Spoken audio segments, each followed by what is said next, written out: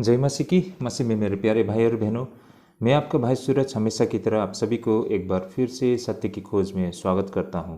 तो चलिए हम शुरू करते हैं हमारे आज के बाइबल अध्ययन।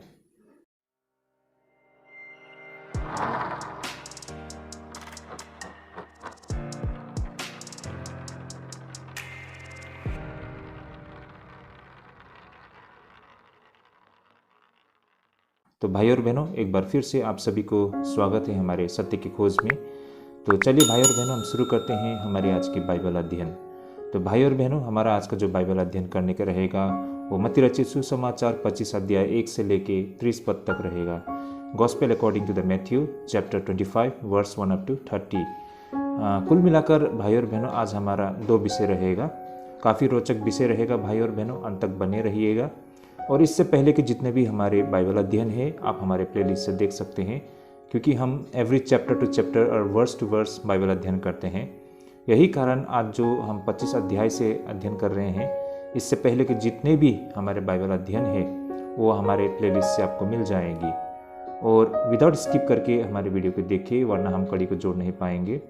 और साथ ही भाई और बहनों, हमारी पूरी कोशिश रहती है कि आपके समक्ष हम बिल्कुल व्यवहारिक शिक्षा लेके आएँ। तो भाई और बहनों, अंत तक बने रहिएगा। चलिए हम शुरू करते हैं हमारे आज के बाइबल अध्ययन। हमारा आज का जो पहला विषय रहेगा, स्वर्ग राज्य में आखिर कौन प्रवेश कर पाएंगे। तो वास्तव में परमेश्वर का राज्य में कैसे लोग प्रवेश कर पाएंगे, इससे संबंधित इस विषय से संबंधित एक ऐसी रहस्य है जिस पर आगे हम चर्चा करेंगे। आइए हम शुरू करते हैं हमारे आज के पहले विषय, स्वर्ग राज्य में आखिर कौन प्रवेश कर पाएंगे। तो ये हमारा आज का पहला विषय रहेगा। वचन रहेगा मत्ती रचित सुसमाचार 25 अध्याय 1 से लेकर 13 पद तक हमारा पहला जो वचन रहेगा इस विषय से संबंधित।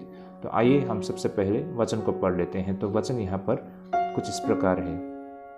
तब स्वर्ग का राज्य उन 10 कुमारियों के समान होगा जो अपनी मसाले लेकर दूल्हे से भेंट करने को निकली। उनमें से 5 मूर्ख और 5 समझदार थी। मूर्खों ने अपनी मसाले तो ली, परंतु अपने साथ तेल नहीं लिया। परंतु समझदारों ने अपनी मसालों के साथ अपनी कुप्पियों में तेल भी भर लिया। जब दूल्हे के आने में देर हुई तो वे सब उगने लगी और सो गई। आधी रात को धूम मची, देखो दूल्हा आ रहा है, उससे भेंट करने के लिए चलो। तब वे सब कुंवारियां उठकर अपनी मसाले ठीक करने लगी। और मूर्खों ने समझदारों से कहा, अपने तेल में से कुछ हमें भी दो, क्योंकि हमारे मसाले बूझी जाती है। परंतु समझदारों ने उत्तर दिया कि कदाचित हमारे और तुम्हारे लिए पूरा ना हो। भला तो यह है कि तुम बेचने वालों के पास जाकर अपने लिए मोल ले लो। जब वे मोल लेने को जा रही थी तो दूल्हा आ पहुंचा, और जो तैयार थी वे उसके साथ बियाह के घर में चली गई और द्वार बंद किया गया। इसके बाद वे दूसरी कुमारी भी आकर कहने लगी, हे स्वामी, हमारे लिए द्वार खोल दो। उसने उत्तर दिया कि मैं तुमसे सच कहता हूँ, मैं तुम्हें नहीं जानता। इसलिए जागते रहो, क्योंकि तुम न उस दिन को जानते हो न उस घड़ी को। ओके, आमेन। तो ये रहा भाई और बहनों हमारा आज का विषय, जिस पर आज हमें चर्चा करनी है और अध्ययन करना है। विषय है स्वर्ग राज्य से संबंधित उस रहस्य पर। और इन विषय को हमारे सामने लाने के लिए प्रभु यीशु मसीह ने उन 10 कुंवारियों को रखा है, उस दृष्टांत को आधार बनाया है। तो भाई और बहनों, ये काफ़ी रोचक विषय रहेगा। बेशक हम में से बहुतों को लगे कि शायद ये कोई नई विषय नहीं है। इससे पहले हमने इस विषय पर कईयों दफ़े अध्ययन किया है ना, और अच्छे सार्मन हमने इस पर सुना है। तो इस पर हमें आज इतनी गहराई से अध्ययन करने की क्या आवश्यकता है। लेकिन भाई और बहनों, जब कभी भी और जितनी बार हम बाइबल अध्ययन करते हैं, उतनी ही बार हम इन वचनों को एक नए स्वरूप में और एक नए रूप में हम देख पाते हैं।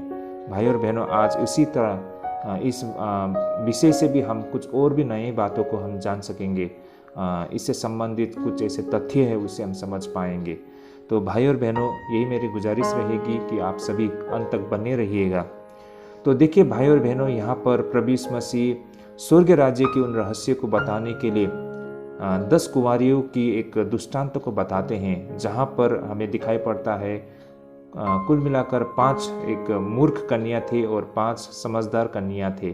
तो वास्तव में वो 5 मूर्ख कन्या कैसे लोग होते हैं और वो बाकी 5 बुद्धिमानी कुंवारियाँ आखिर में कौन होती हैं, इस पर आज हमें चर्चा करना है। प्रभु यीशु मसीह कहते हैं कि स्वर्ग का राज्य उन 10 कुंवारियों के जैसा होता है ना। अपनी मसाले लेकर दूल्हे से भेंट करने को वे निकलते हैं। उनमें से 5 मूर्ख और 5 समझदार यानी कि बुद्धिमानी थे।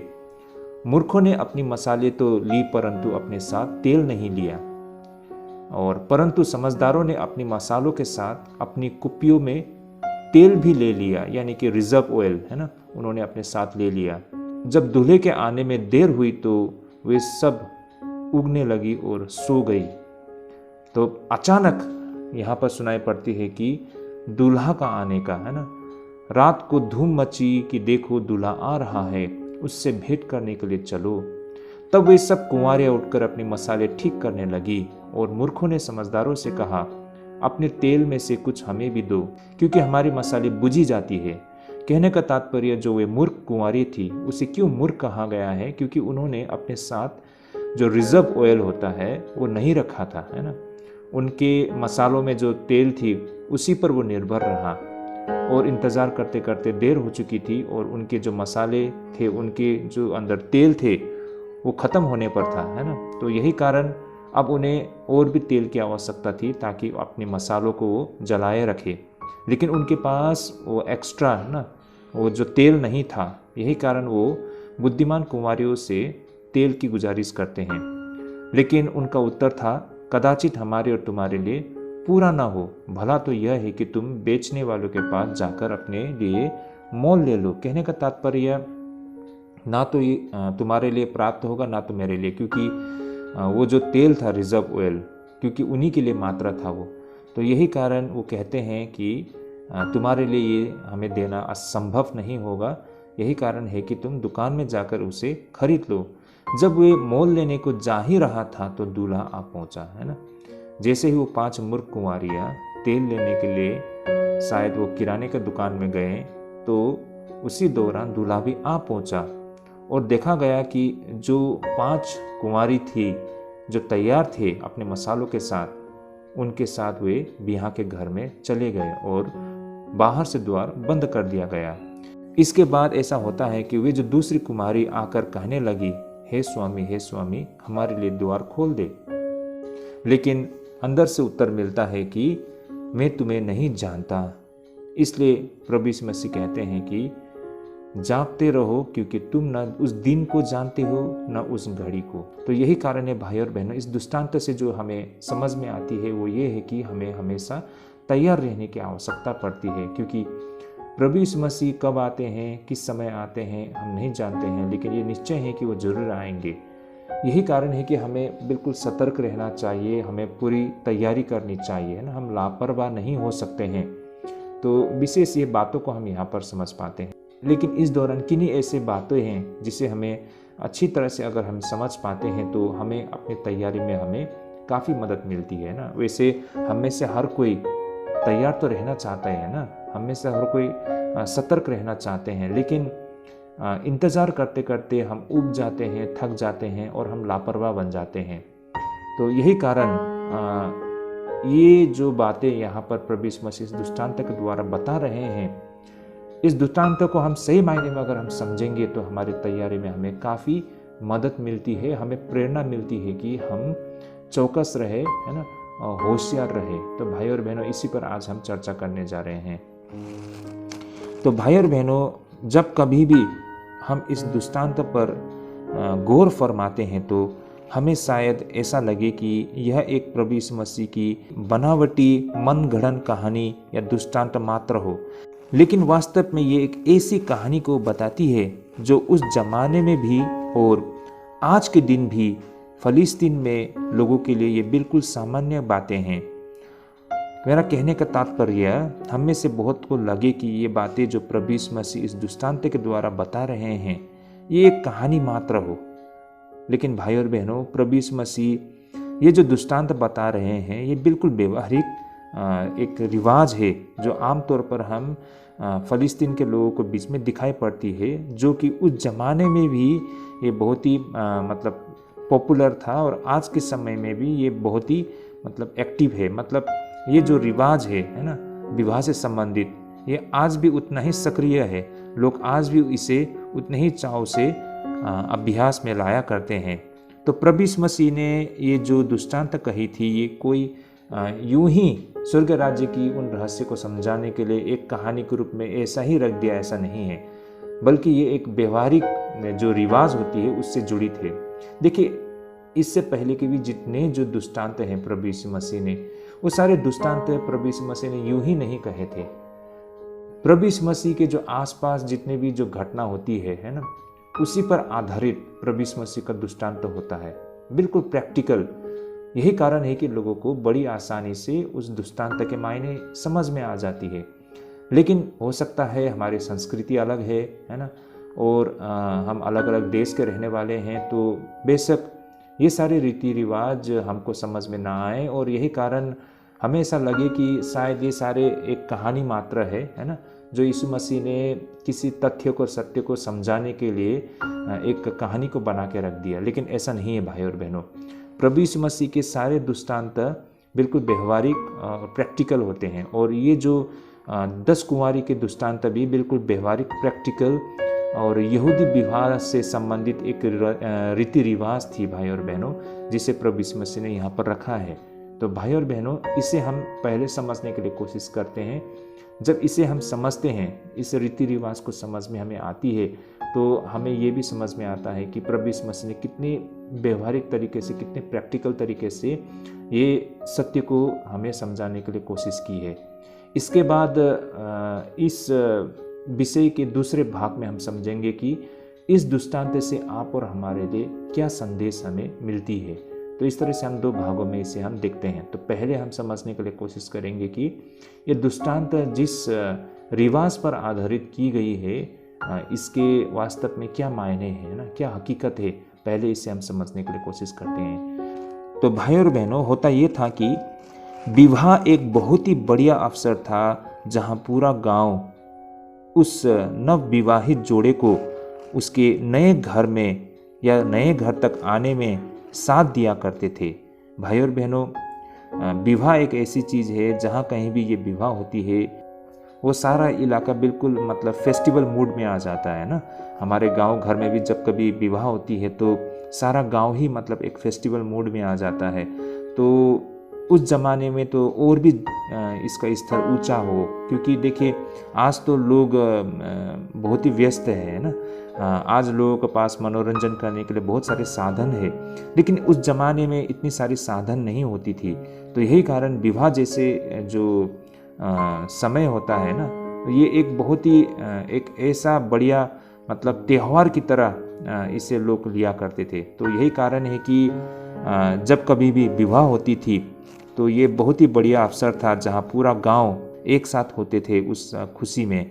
तो यही कारण वह नव विवाहित जोड़े को उसके नए घर तक आने में सारे गांव उनके साथ दिया करते थे। इस प्रक्रिया में या फिर उस नए घर तक पहुंचने के लिए वे सबसे लंबी दूरी वाले रास्ते को चुना करते थे, ताकि वे अधिक से अधिक लोगों की शुभकामनाएं प्राप्त कर सके। इस पर यहूदियों का मानना था कि हर कोई 6 से 8 तक हर वो शादी के ढोल का साथ दिया करते थे। तो इस तरह भाई और बहनों, इस कहानी का सार एक यहूदी रीति रिवाज से जुड़ी था, जो कि विवाह को लेकर हमारी समझ से बिल्कुल भिन्न हो सकती है। जैसे कि हम पश्चिमी देशों में देख पाते हैं, जहाँ पर नव विवाहित जोड़े के विवाह के बाद वे हनीमून के लिए निकल जाते। लेकिन यहाँ पर इन दृष्टांत में बताया भी गया है और हम फ़लस्तीन में देख भी पाते हैं कि वे जो नव विवाहित जोड़े घर पे ही रहा करते थे। ऐसा माना जाता है कि करीबन 1 हफ्ते के लिए वे बिल्कुल वहीं पर रहा करते थे और वो समय बिल्कुल पर्व का माहौल होती थी। उन नव जोड़ों के साथ बिल्कुल राजकुमार और राजकुमारी की तरह व्यवहार किया जाता था। यह उनके जीवन का ऐसा माना जाता है कि सबसे आनंदमय सप्ताह में से एक होती थी। और इस तरह यह मात्र विवाह के समारोह मात्र नहीं था, बल्कि यह तो आनंद से भरा पड़ा हुआ सप्ताह था जिसे उन मूर्ख कुमारियों ने खो दिया था भाई और बहनों, क्योंकि वे तैयार नहीं थे। और यही कुछ आज हम विश्वासी जीवन का भी सबसे बड़ी चूक का आधार बन जाती है। जिस तरह वे 5 कुंवारी दूल्हा के साथ उस विवाह में शामिल नहीं हो पाए, उसी तरह आज ऐसे बहुत सारे विश्वासी हैं जो छूट जाएंगे, और यही कारण एक दिन तैयार ना रहने की वजह से। भाई और बहनों, आइए हम इसे और भी विस्तार से समझने के लिए प्रयास करें। जैसे कि आज के दिन में भी हमें इज़राइल की भूमि में ये दिखाई पड़ती है, जब विवाह होती है तो करीबन 10 युवती खुशी और आनंद के साथ वाद्य यंत्र बजाते हुए और नृत्य करते हुए दिखाई पड़ते हैं। वे दूल्हे के वहाँ आने तक दूल्हा का साथ दिया करते थे, लेकिन विवाह कब होगी यह वास्तव में किसी को सही में पता नहीं होती थी। कारण दूल्हा कब वहाँ पहुँचेगी किसी को सही में पता नहीं होती थी। हो सकता है बाराती वहाँ पर शाम को आ पहुँचे, या फिर मध्य रात्रि को, या फिर सुबह को। यहाँ पर दूल्हा प्रत्याशित रूप से आ जाती है। कहने का तात्पर्य बिल्कुल अचानक किसी भी समय। और कभी कभार तो ऐसी होती थी कि ये जो बाराती बिल्कुल आधी रात को वहाँ पर पहुँच जाती। हाँ, लेकिन ये भी सच था कि सड़क पर चिल्लाते हुए दूल्हा का आने की सूचना देने के लिए किसी व्यक्ति को भेजना होता था दूल्हे पक्ष के द्वारा। जैसे कि उन्हें ये कहना होता है कि दूल्हा आ रहा है। जैसे कि 25 अध्याय 6 पद में लिखी गई है, आधी रात को धूम मची कि देखो दूल्हा आ रहा है, उससे भेंट करने के लिए चलो।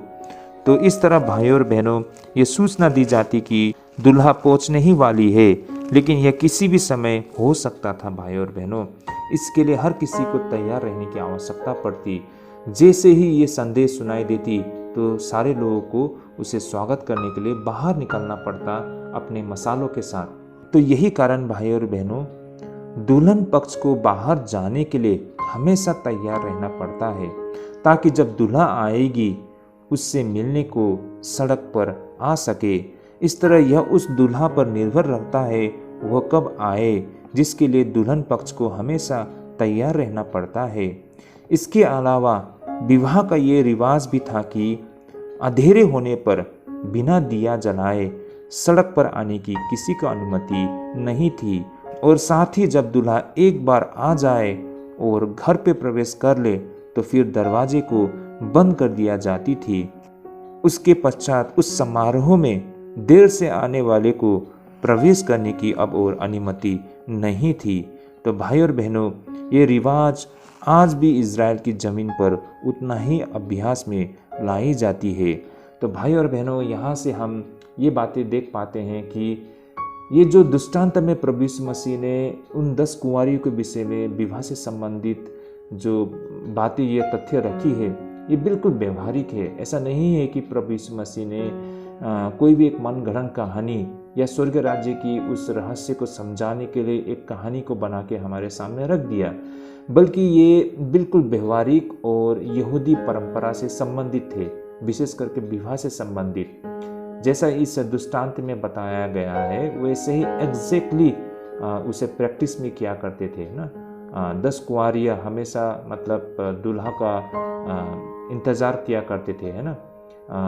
वे दुल्हन के साथ रहकर जब तक दूल्हा ना आ जाए तब तक उनका साथ दिया करते थे, अपने साथ मसाल को रख के, है ना। तो दूल्हा किसी भी वक्त आ सकता है ना। वो एक बिल्कुल लंबे रास्ते को चुनते हैं ताकि ज़्यादा से ज़्यादा लोगों से आशीष को या फिर शुभकामनाएं को प्राप्त कर सके। यही कारण वे तय समय में नहीं आ सकते हैं, या फिर पहुंचते पहुंचते वो लेट भी हो सकता है। तो यही कारण है कि उसका इंतज़ार करना होता है, अपने मसालों को तैयार रखना होता है, क्योंकि जब वो रात के समय में आके पहुंचता है तो उन्हें उसे लेने के लिए, उनका स्वागत करने के लिए बाहर सड़क पे आना होता है। लेकिन उनके साथ मसाल का होना बहुत ही ज़रूरी था, और उस मसाल को जलाए रखने के लिए उनके पास पर्याप्त मात्रा में उनके साथ मतलब ऑयल रिजर्व होने की आवश्यकता पड़ती थी। तो यही कारण है कि जो बुद्धिमान लोग होते हैं वे अपने साथ एक्स्ट्रा ऑयल रखा करते थे, क्योंकि अगर रात भर इंतज़ार करना पड़े तो फिर उनके लिए एक्स्ट्रा ऑयल की आवश्यकता पड़ती है ना। तो ये जो बुद्धिमान कुंवारी उस तरह से तेल को रखा करते हैं, और जैसे ही दूल्हा आ जाते हैं तो उनका स्वागत करते हैं और वे दूल्हा के साथ उस घर में प्रवेश कर लेते हैं, और उसके बाद उस द्वार को बंद कर दिया जाता है। और जब एक बार द्वार बंद कर दी जाती है तो आगे किसी को वहाँ पर प्रवेश करने की अनुमति नहीं होते हैं। वो जो एक सप्ताह के लिए ना, 1 वीक के लिए वहाँ पर जो रहता है वो बिल्कुल एक प्राइवेट एक फेस्टिवल होता है, जहाँ पर मतलब दूल्हा और दुल्हन के बिल्कुल करीबी लोग एक साथ रहते हैं, और ये एक बहुत ही आनंदमय एक माहौल बनता है ना। वो बहुत ही मतलब यादगार माहौल होता है उस दूल्हा और दुल्हन के लिए। तो भाई और बहनों, ये परंपरा आज भी वे लोग प्रैक्टिस में लाया करते हैं, और इसी परंपरा को आधार बनाते हुए प्रभु यीशु मसीह ने स्वर्ग राज्य की उस रहस्य को समझाने के लिए दृष्टांत के रूप में हमारे सामने रखा है। तो होपफुली मैं आशा करता हूँ यहाँ तक आप लोग समझ पा रहे हैं। तो अब इस दृष्टांत से आप और हम सही मायने में क्या सीख सकते हैं, हमारे लिए और आपके लिए क्या संदेश है। हाँ, ये बात बिल्कुल निश्चय है कि मसीह कभी भी आ सकता है ना। हमें इंतज़ार करना है और हमें सतर्क रहना है, हमें तैयार रहना है, ये बात निश्चय है। लेकिन इस दौरान हम प्रतीक्षा करते करते हम ऊब जाते हैं, और यही कारण होता है कि हम इस पे भूल कर बैठते हैं, जिसका खामियाजा का मतलब कोई भरपाई नहीं हो पाता। तो यही कारण है भाई और बहनों, हम हमेशा सतर्क रह सके, इसके लिए हमें किन बातों को ख्याल रखना पड़ता है, इस दृष्टांत से हमें उससे सीख मिलती है। तो आइए भाई और बहनों, आज हम उसी पर पहले चर्चा कर लेते हैं।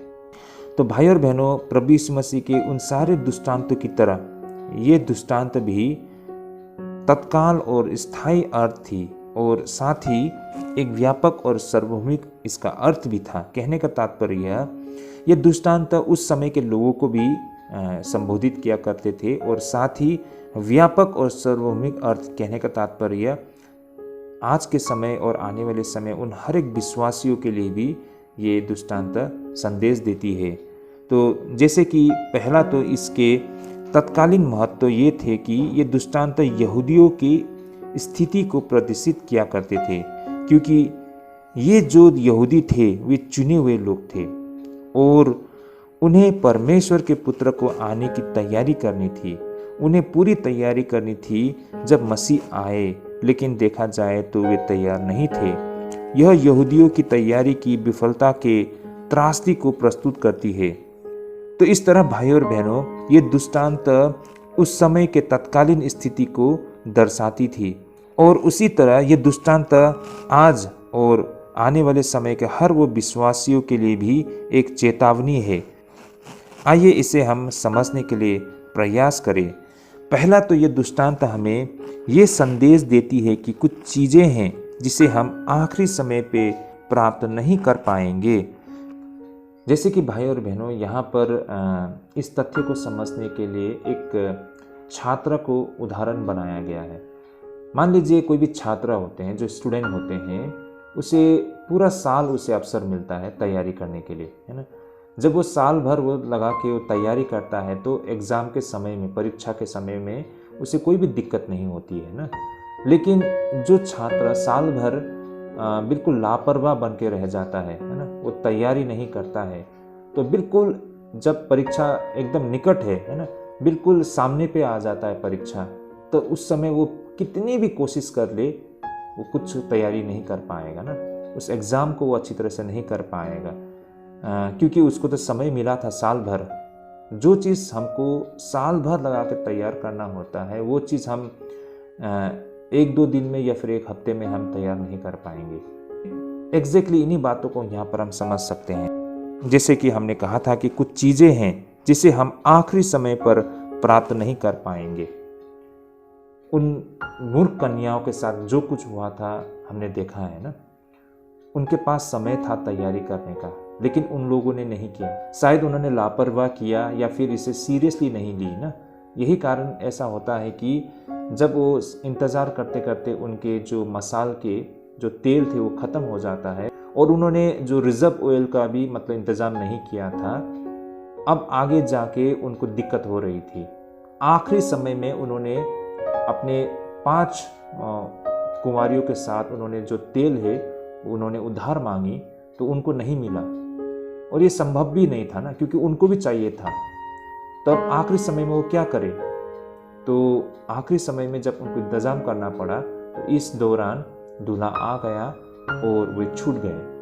तो एग्जैक्टली मैंने एक छात्र को उदाहरण भी दिया और वही चीज़ हम विश्वासी जीवन में भी हमें दिखाई पड़ती है।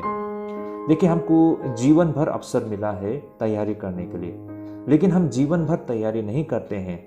जब अचानक मसीह का आगमन हो जाता है, तो क्या भाई और बहनों उस समय पर हम अपने आप को तैयार कर पाएंगे? क्या हम इसके लिए फिट रहेंगे? क्या हम प्रभु को स्वागत करने के लिए हम तैयार रह पाएंगे? भाई और बहन, आप लोगों को क्या लगता है? हमको सारा जीवन अवसर मिला है, हमने वो सारा जीवन अपने ही तरीके से वो जीवन को जिया है ना। हमको जो अच्छा लगा हमने वही किया है। हमने कभी भी परमेश्वर के आगमन को सीरियसली नहीं लिया है। हम जानते हैं, हम विश्वास करते हैं कि यीशु मसीह आएंगे, है ना। हम जानते हैं वो एक दिन न एक दिन आएंगे। हम ये भी जानते हैं वो कभी भी आ सकते हैं, लेकिन हमने तैयारी नहीं की, है ना। हम लापरवाह बन के रह गए और इसका खामियाजा हमको भुगतना पड़ता है। हम आखिरी समय में हम तैयार करने के लिए कोशिश करेंगे, ये नहीं हो पाएगा, क्योंकि हमको प्रभु यीशु मसीह को समझने के लिए जीवन भर एक अवसर मिला है। समय रहते समय में हमने परमेश्वर की इच्छा को जानने के लिए कोशिश नहीं की, परमेश्वर को जानने के लिए कोशिश नहीं की, परमेश्वर को हमने सेटिस्फाई करने के लिए कोशिश नहीं किया, परमेश्वर की इच्छा को हमने पूरा नहीं किया, परमेश्वर का मार्ग में हमने कभी नहीं चला, प्रभु को हमने कभी खुश नहीं किया, प्रभु का राज्य में हमने कभी हाथ नहीं बटाया, हमने कुछ नहीं किया। तो जीवन भर हमको समय मिला, हमने नहीं किया। अब आखिरी समय में जब प्रभु द्वारी पर खड़ा होता है, तब हम कुछ भी कर लो, जितना भी कोशिश कर लो, जो चीज़ हमको जीवन भर में करना होता है वो चीज़ क्या हम एक दिन एक हफ्ते में कर पाएंगे? जैसा एक छात्र के लिए ना, जीवन भर नहीं पढ़ा, वो साल भर नहीं पढ़ा, आखिरी समय में क्या वो कितनी सारी किताब को पढ़ लेंगे? वो नहीं हो पाएगा, तो उसको खामियाजा भुगतना पड़ता है। तो यही कारण है भाई और बहनों, समय रहते हुए हमें पूरी तैयारी कर लेनी चाहिए, क्योंकि आखिरी समय में हम ये सारी तैयारी को नहीं कर पाएंगे। ये सारी चीज़ की तैयारी हमें समय रहते हुए ही कर लेना होता है। मैं आप सभी को मेरे खुद के जीवन के कुछ अनुभव भी बताना चाहूँगा। जब कभी भी प्रभु में भटके हुए व्यक्ति अपने अंतिम समय में सांस ले रहा होता है और हम उसे प्रभु में लौटने के लिए उपाय बता रहे होते हैं, लेकिन भाई और बहनों, हकीकत ये भी होती है कि अब बहुत देर हो चुकी है। ऐसा हमने अपने जीवन में बहुत बार अनुभव किया है। पता नहीं आप लोगों का अनुभव कैसा है। कुछ लोग होते हैं ना, जैसा कि अब वो मरने पर है ना, ये दुनिया छोड़कर जाने के लिए वो मतलब ऐसे स्टेज में आ चुका है, उसको गंभीर बीमार हो चुका है। वो भी जानता है, हम भी जानते हैं, हम सब जानते हैं कि उसके पास समय बहुत कम है, लेकिन वो व्यक्ति विश्वासी है। तो हम चाहते हैं कि ये आखिरी समय में वो परमेश्वर को याद करे, और वो भी चाहता है। लेकिन भाई और बहनों, होता क्या है कि कभी कभार वो संभव नहीं हो पाता है।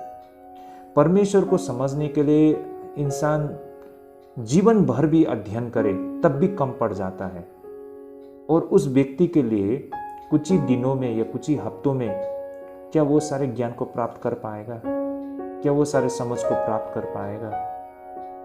जब कोई व्यक्ति परमेश्वर को समझेगा ही नहीं, जब कोई व्यक्ति परमेश्वर के बारे में कुछ भी नहीं जानता है, तो वो परमेश्वर की आराधना किस तरह करेगा, है ना? किस तरह वो परमेश्वर को संतुष्ट कर पाएगा?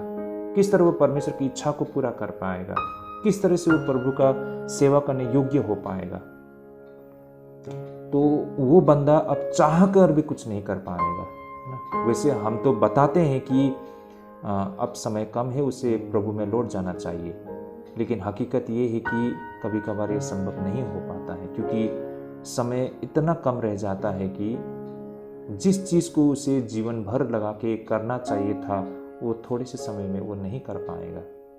मैंने अपने बहुत ही करीबी लोगों को इस तरह से मैंने इस स्थिति में देखा है ना। वो व्यक्ति के पास अब समय बहुत कम है ना। तो हम जितनी भी बातें हम उसे बताएं वो उस बातों को भी वो हजम नहीं कर पाता है ना, डाइजेस्ट ही नहीं कर पाता है, क्योंकि इतने सारे बातें हैं जिसको हम जीवन भर लगा के भी समझ नहीं पाते हैं ना। उन बातों को मैं एक ही बार में बताने के लिए कोशिश करूँ तो वो समझ ही नहीं पाएगा। तो बाकी तो परमेश्वर के हाथ में है, लेकिन एक इंसान की मतलब स्तर पर हम जो कोशिश करते हैं वो असंभव लगता है, उसके लिए भी हमारे लिए भी। बाकी तो परमेश्वर के हाथ में हम सब जानते हैं, लेकिन भी एक इंसान के स्तर पे ना जब हमें समय मिला होता है, हमें जो तैयारी करना होता है वो न करने के वजह से वो उस समय अपनी इस दुनिया को छोड़ के जाते समय भी वो खुद भी संतुष्ट नहीं रहते हैं, ना हम संतुष्ट रहते हैं ना। हमारे मन में भी एक क्या रहता है कि हमेशा मतलब उस व्यक्ति को लेकर एक दुविधा रहता है ना, मतलब क्या वो व्यक्ति प्रभु उसे स्वीकार करेंगे या नहीं करेंगे, क्या वो व्यक्ति ने बहुत बड़ा भूल कर दिया। ये सारे प्रश्न हमारे मन में आते रहते हैं, है ना। क्योंकि जिस तरह से वो व्यक्ति ने अपना जीवन जिया और आखिरी समय में वो प्रभु में लौटना तो चाहता है, लेकिन वो व्यक्ति ऐसे स्थिति में है कि वो मतलब उसे लौटना बहुत मुश्किल हो जाता है। तो ऐसी स्थिति में हमेशा दुविधा बना रहता है। तो भाई और बहनों, यही कारण है कि अंतिम समय में हम हर वो चीज़ को नहीं कर पाएंगे। हमारे लिए समय दिया गया है, उस समय में हमको हर चीज़ की तैयारी करना होता है। तो ये सारी बातें हमने इस दृष्टांत से भी हमने समझा है। अब वो दूसरी चेतावनी जो हमें इस दृष्टांत से मिलती है वो ये है कि कुछ ऐसी चीज़ें होती है जिन्हें उधार नहीं लिया जा सकता है। जैसे कि यहाँ पर वे जो मूर्ख कन्या या फिर मूर्ख कुंवारी थे, उनके लिए तेल को उधार लेना असंभव था जब उन्हें यह पता चला कि उन्हें इसकी आवश्यकता है। भाई और बहनों, हकीकत ये है कि इंसान और परमेश्वर के रिश्ते को उधार नहीं लिया जा सकता है, इसे उसके खुद के पास होना चाहिए। उसी तरह एक इंसान चरित्र को उधार के लिए नहीं ले सकता है। भाई और बहनों, यह उस व्यक्ति के खुद के अंदर होनी चाहिए। सत्य ये भी है कि हम हमेशा उस आध्यात्मिक पूंजी पर नहीं रह सकते हैं जिसे दूसरे ने तैयार किया हो या फिर इकट्ठा किया हो। कुछ ऐसी चीज़ें हैं जिसे हमें स्वयं को हासिल करना होता है, क्योंकि हम उन्हें किसी दूसरे से उधार नहीं ले सकते हैं। कहने का तात्पर्य भाई और बहनों, इसे मैं इस तरह आपके सामने रखना चाहूँगा। मान लीजिए जो छोटे छोटे बच्चे होते हैं ना, उनको भला बुरा और सत्य असत्य की समझ नहीं होती है। तो यही कारण उन बच्चे का जो रिस्पॉन्सिबिलिटी उनके माता पिता के ऊपर होते हैं, और यही कारण माता पिता उन बच्चों के लिए भी प्रार्थना किया करते हैं और परमेश्वर उनकी प्रार्थनाओं को भी सुनते हैं, है ना। क्योंकि उन बच्चे को भला बुरा की कोई समझ नहीं होता है ना, सत्य असत्य की कुछ समझ नहीं होती है। तो जब वो बच्चे होते हैं, उस वक्त तक माता पिता के द्वारा उस बच्चे तक आशीष पहुंचती है ना, या फिर उस माता पिता के द्वारा परमेश्वर उस बच्चे तक पहुंचते हैं। लेकिन भाई और बहनों, एक समय आता है कि वो बच्चा समझदार हो जाता है या फिर मैच्योर हो जाता है, तो अब आगे उसे खुद को ही मतलब परमेश्वर के साथ संबंध बनाना होता है। अब वो अपने माता पिता पर निर्भर नहीं रह सकता है ना, क्योंकि अब वो खुद समझदार हो चुका है, वो मैच्योर हो चुका है, वो भले बुरे को फर्क कर सकता है। अब उसको सीधे परमेश्वर के साथ संबंध बनाने का समय आ चुका होता है, उसे खुद को रेस्पॉन्सिबिलिटी लेना होता है। तो भाई और बहनों, कहने का तात्पर्य भाई और बहनों कि वो बच्चे अपने तरीके से वो जीवन जी लेंगे, है ना, अपने मर्जी से जी लेंगे, लेकिन उसके पापों के लिए उसके माता पिता क्षमा मांगे, ये नहीं हो सकता है ना। या फिर उस बच्चे ने जीवन भर बड़े होकर भी कुछ नहीं किया, लेकिन उसके माता पिता ने जो अच्छे काम किए हैं उसको वो आधार नहीं बना सकता है।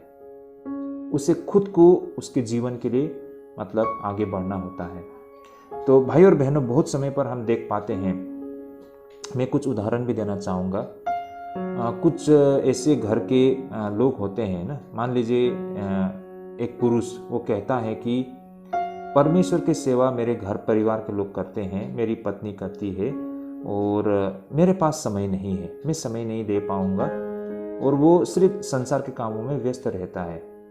तो कहने का तात्पर्य वो मसीह परिवार है और वो पति कुछ भी ना करे लेकिन भी उसके परिवार वाले परमेश्वर की सेवा करते हैं, तो इसके मायने ये नहीं है कि उस व्यक्ति को भी उसके लिए भाग मिलेगा।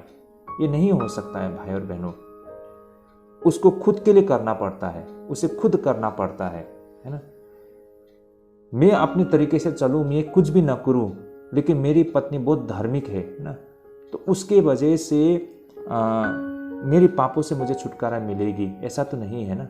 या फिर मुझे परमेश्वर के निकट जाने का योग्य मिलेगा। अगर ऐसा है तो ये भी हो सकता है ना कि मेरी पत्नी बहुत बुरा है ना, वो बिल्कुल अपवित्र है, तो उसका पाप का सज़ा मुझे मिलनी चाहिए, ऐसा भी तो नहीं होता है। तो हर इंडिविजुअल वो खुद उसका रेस्पॉन्सिबल होता है भाई और बहनों। कहने का मतलब हर किसी को उसे परमेश्वर के साथ एक निजी संबंध बनाना होता है, उसे खुद को परमेश्वर का आगे अर्पण करना होता है। मेरे वजह से मेरी पत्नी को उसकी पापों से क्षमा मिलेगा, ऐसा नहीं हो सकता है ना। या फिर मेरे वजह से मेरे दोस्त को मतलब उसे आशीष मिलेगी, ऐसा नहीं हो सकता है ना भाई और बहनों। परमेश्वर से आशीष को पा सकने के लिए, प्रभु से क्षमा पाने के लिए उसे खुद को प्रभु के निकट जाना होता है। प्रभु के निकट जाने के लिए उसे खुद को तैयार करना होता है। मेरे वजह से मतलब मेरी पत्नी या फिर मेरी पत्नी की वजह से मुझे मतलब वो क्या बोले एक छुटकारा मिलती है ना, वो ऐसा नहीं हो सकता है भाई और बहनों। तो कहने का मतलब हम उद्धार नहीं ले सकते हैं, हमें खुद को तैयार करना होता है, हमारे खुद के पास होना चाहिए, है ना। इसी तरह आत्मिक जीवन में भी होती है। जिस तरह उस 5 मूर्ख कन्याओं ने ना, उन्हें खुद को तैयार करके रखना होता था ना, उस खुद के पास उन्हें होना चाहिए था। तो जब उसे ज़रूरत पड़ता है तो वो किसी से उधार लेंगे, ऐसा नहीं हो सकता है। तो जीवन में भी कुछ ऐसी चीज़ होती है जो हमें खुद को तैयार करना होता है। हम उन चीज़ों को कहीं से प्राप्त नहीं कर सकते हैं। क्या हम परमेश्वर के साथ में जो हमारा रिश्ता, जो संबंध है, क्या उसे हम खरीद पाएंगे? हमारे पास जो धन दौलत है, रुपया पैसा है, हमारा जो ओहदा है, पोजीशन है, क्या ये इन चीज़ों को आधार बना के उन चीज़ों को जो रिलेशन है हमारा परमेश्वर के साथ, उसे हम खरीद पाएंगे, उसे प्राप्त कर पाएंगे? नहीं होता है ना भाई और बहनों। परमेश्वर के साथ में जो हमारा संबंध है उसे बनाने के लिए लोगों को बहुत सारा बलिदान देना पड़ता है, बहुत संघर्ष करना पड़ता है, बहुत मेहनत करना पड़ता है, बहुत सारे प्रक्रियाओं से होकर के गुजरना पड़ता है, तब वो रिलेशन को परमेश्वर के साथ बना पाता है ना। तो उसे किसी रुपया पैसा धन दौलत से हम हासिल नहीं कर पाते हैं, हमें खुद को उससे मतलब प्राप्त करना होता है। तो मेरा परिवार के लोग परमेश्वर के साथ बहुत अच्छा संबंध है, तो उस संबंध को, इस रिलेशंस को मैं उनसे उधार नहीं ले सकता हूँ ना। ये उनका व्यक्तिगत रिलेशन है, मुझे खुद को अपना व्यक्तिगत रिलेशन बनाना होता है परमेश्वर के साथ। हम किसी से उधार नहीं ले सकते हैं। तो ये बातों को हमने यहाँ पर समझा है। तो इसलिए हम ये लापरवाह नहीं हो सकते हैं कि मेरी पत्नी बहुत ही विश्वास योग्य है तो वो काफ़ी है, या फिर मेरा पति बहुत विश्वास योग्य है तो वो काफ़ी है, बाकी लोग मतलब ऐसा वैसा चलेगा, ऐसा नहीं होता है भाई और बहनों। हर कोई व्यक्ति वो खुद का जिम्मेदार है, खुद का रिस्पॉन्सिबल है भाई और बहनों। तो बहुत समय पर मैं देखता हूँ कि घर के एक परिवार बहुत ही वो एक्टिव है परमेश्वर की सेवा करने में, लेकिन बाकी लोग मतलब हल्के से लेते हैं। तो ऐसा नहीं होना चाहिए। उस एक व्यक्ति एक्टिव होने की वजह से उस सारे लोगों का बेड़ा पार हो जाएगा, ऐसा नहीं है भाई और बहनों। हर एक इंडिविजुअल रिस्पॉन्सिबल है। तो ये बातें, इसलिए यहाँ से ये बातें हम समझ पाते हैं कि हम किसी से उधार नहीं ले सकते हैं, है ना। कुछ चीज़ों का हमारे खुद के पास होना जरूरी है। तो ये था भाई और बहनों हमारा आज का पहला विषय, स्वर्ग राज्य में आखिर कौन प्रवेश कर पाएंगे।